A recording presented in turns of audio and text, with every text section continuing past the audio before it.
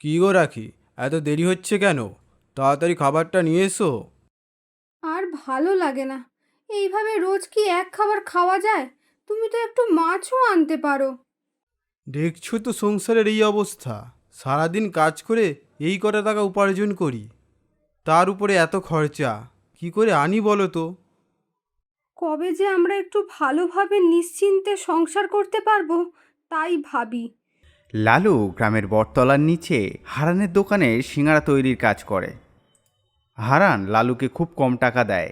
পরের দিন দুপুরে লালু বাড়ি ফিরতে রাখি বলল, আচ্ছা, তুমি তো হারান দাদার কাছে কিছু টাকা ধার চাইতে পারো। আমরাও তাহলে গ্রামের বটগাছের গোড়ায় একটা ছোটখাটো দোকান খুলতে পারি। আচ্ছা, টাকা নয় ধারে নিলাম, তাহলে শোধটা করবো কিভাবে? আর কিসেরই বা দোকান দেব? সব রকমেরই তো দোকান গ্রামেতে রয়েছে। পরের দিন সকালে হারানের দোকানে কাজে গেল। লালু হারানকে বলল, হারান্দা, বলছি, আমাকে কিছু টাকা ধার দেবে? কি করবি তুই টাকা নিয়ে? আমি আর আমার বউ মিলে এই বটগাছের নিচে একটা দোকান দেব। সে তো ভালো কথা, কিন্তু তুই আমার টাকা শোধ করতে পারবি তো? হ্যাঁ হারান্দা, তোমার সব টাকা আমি শোধ করে দেব। হারান মনে মনে ভাবল, এই লালু তো কোনো দিন টাকা শোধ করতে পারবে না। এর পরিবর্তে লালুর সব জায়গা জমি নিয়ে নেব। হারান এই ভেবে লালুকে টাকা ধার দিল। লালু সেই টাকা নিয়ে বাড়ি ফিরে এলো। কই গো গিন্নি, এদিকে এসো। বলো, কি হয়েছে? এই যে, তোমার কথা মতো হারান্দার কাছ থেকে টাকা তো ধার নিলাম, কিন্তু করবোটা কি? টাকা দিয়েছে, কিছু তো করতেই হবে। সেদিন সন্ধ্যাবেলায় রাখি চপ তৈরি করে চপমুড়ি দিল লালুকে খেতে। লালু খেতে খেতে ভাবছে কি করা যায়। তখন তার মাথায় একটা বুদ্ধি এলো, আর রাখিকে ডাকলো। গিন্নি, ও গিন্নি, এদিকে এসো, এদিকে এসো। এই চপটা তুমি বানিয়েছো? হ্যাঁ, আমি বানালাম। কেন, ভালো হয়নি? দারুণ খেতে হয়েছে গো। তুমি তো এর আগে বলনি তুমি এত ভালো চপ বানাতে পারো। এর আগে তো চপও বানাওনি কোনো দিন। হ্যাঁ, বানাইনি, আজই বানালাম। সত্যি সুন্দর হয়েছে। হ্যাঁ গো গিন্নি, খুব ভালো হয়েছে। আমার মাথায় একটা বুদ্ধি এসেছে, জানি না সেটা হবে কি না। তাও তোমায় বলি, তুমি শোনো। আমরা দুজনে মিলে চপ বিক্রি করব। তুমি আমাকে এই চপ বানিয়ে দিতে পারবে তো? কারণ আমাদের গ্রামে একটাও চপের দোকান নেই। আশা করি ভালো বিক্রি হবে। হ্যাঁ, ভালো বলেছ, কিন্তু আমাদের চপ কেউ খাবে? করেই দেখি না, কেউ খায় কি না। পরের দিন সকালে রাখি চপ ভেজে দিল, আর সেই চপ নিয়ে লালু বটতলায় বিক্রি করতে গেল। কিছুক্ষণ পর দুটি লোক এসে বলল, লালু, তুমি কবে থেকে চপ বিক্রি করছো? তুমি তো ওই দোকানে কাজ করতে। এই তো আজ থেকে চপ বিক্রি করছি। তোমরা খেয়ে দেখো তো কেমন হয়েছে। খুব সুস্বাদু হয়েছে। না রে লালু, তোর চপটা বেশ ভালোই হয়েছে বুঝলি। আমাকে আরো দুটো দে দেখি। আমাকেও আরো দুটো দিস। লালুর সব চপ বিক্রি হয়ে গেল। লালু খুশি মনে বাড়ি ফিরে এলো। এইভাবে তার দিন ভালোই চলতে লাগলো। সেদিন লালু চপ নিয়ে বটতলায় দাঁড়িয়ে আছে। এদিকে হারানের দোকানে দুজন বসে সিঙাড়া খেতে খেতে বলল, লালুর চপের স্বাদ দিনের পর দিন বেড়েই চলেছে। এই শুনে হারানের খুব হিংসা হলো, আর মনে মনে ভাবলো, আমার থেকে টাকা নিয়ে এত উন্নতি, এর মজা দেখাবো। আজই আমি দোকানে টাকা চাইতে যাব, আর যদি না দিতে পারে দোকান আকার ভেঙে দেব। না না, এটা এখন করা যাবে না। আমিও সিঙ্গারা আর চপের দুটোরই দোকান দেব। আমার দোকানে তো সিঙ্গারা সবাই পছন্দ করেই, তার পাশাপাশি চপও বানাবো। তাতে আমার আয়টা আরেকটু বৃদ্ধি পাবে। হারান চপের লোভে পড়ে সিঙাড়ার পাশাপাশি চপও বানাতে থাকে।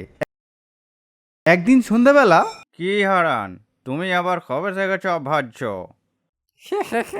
এই তো আজ থেকে। ও, তা বেশ ভালোই। সিঙাড়ার পাশাপাশি এই কাজটাও মন্দ নয়। কিন্তু তুমি সে যাই বলো, ওই বটতলা লালুর দোকানের ওরা দারুণ চপ বানায়। একবার খেলে মুখে লেগে থাকে। পৃথিবীতে বুঝি ওরাই ভালো বানাতে পারে, আমরা কি পারি না? আমাদেরটা খেয়ে দেখো, ওদের থেকে দ্বিগুণ ভালো আর সুস্বাদু। তা ভালো করলে ভালোই। দাও দেখি একটা সিঙ্গারা আর দুটো চপ দাও। এই নাও, খেয়ে দেখো। তুমি সিঙ্গারাটা বেশ ভালোই বানাও, এইবার চপটা খেয়ে দেখি।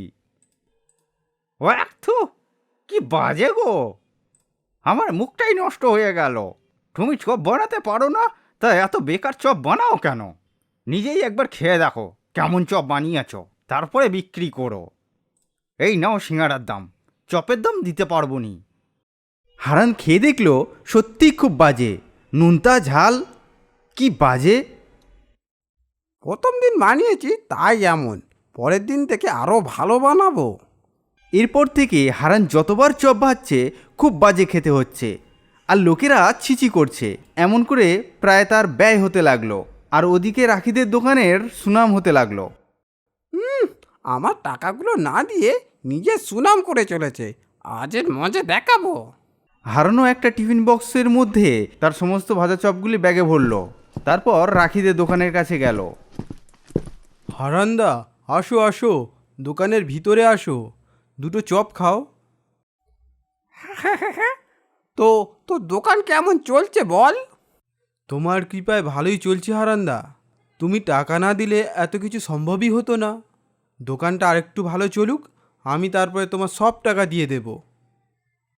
খেয়ে নে, তোকে ও নিয়ে ভাবতে হবে না।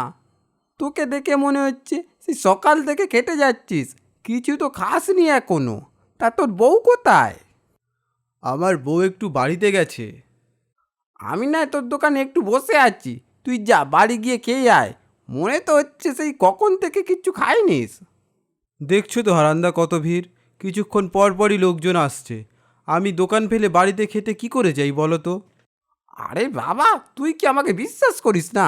আর তার থেকে বড় কথা, আমিও তো একটা দোকান চালাই নাকি।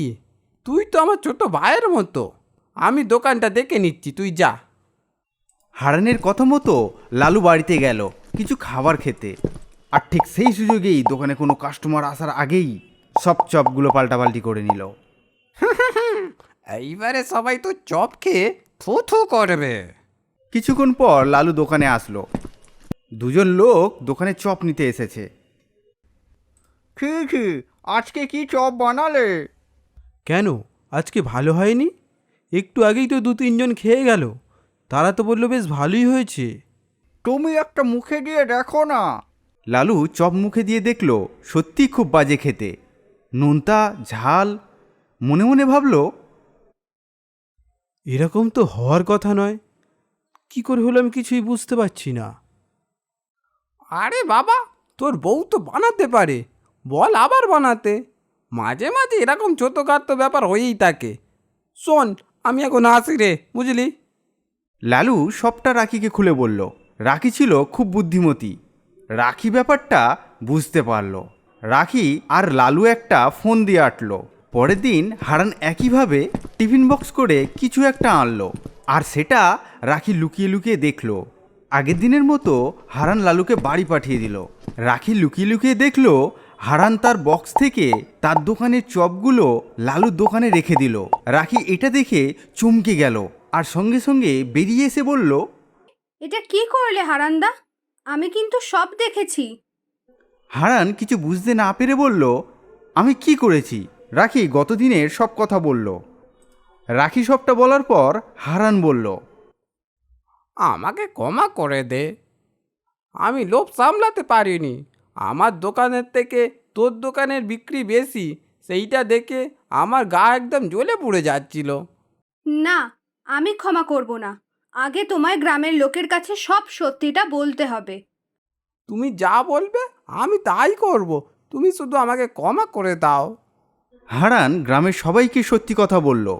সবাই ছিছি করে উঠল হারানের উপর। রাখি আর লালু হারানকে ক্ষমা করে দিল, আর বলে দিল কারোর উপরে হিংসা না করতে। কিছুদিন যাওয়ার পর লালুর দোকান ভালোভাবে চলতে লাগলো। সেইখান থেকে টাকা নিয়ে হারানের সব টাকা শোধ করে দিল।